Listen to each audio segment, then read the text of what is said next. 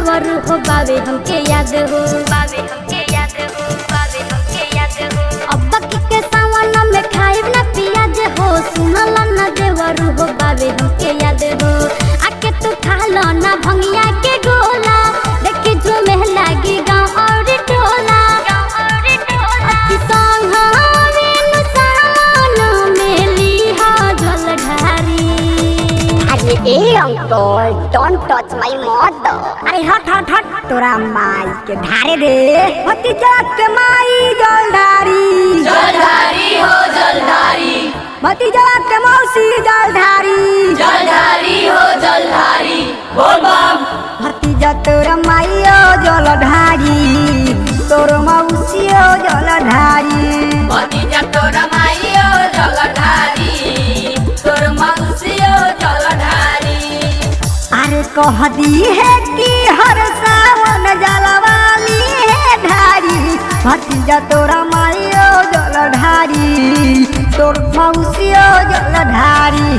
भतीजा तोरा माइयो जलधारी, तोर मौसियो जलधारी।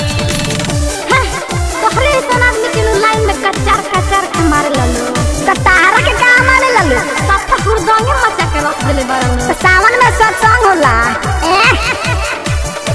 भतीजा तोरा माइयो जलधारी, तोर मौसियो जलधारी।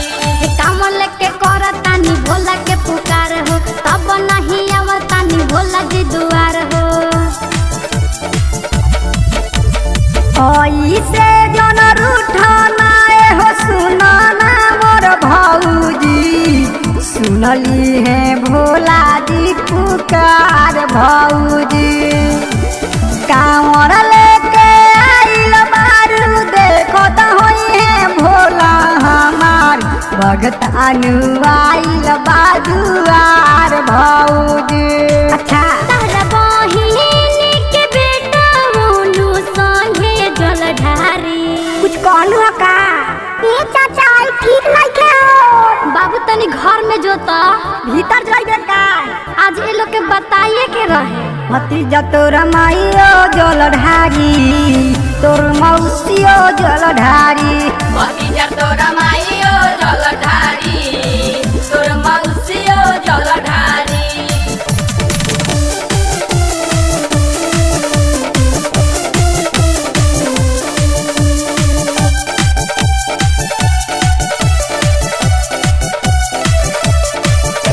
भतीजा तोरा माइयो जलधारी, तोर मौसियो जलधारी।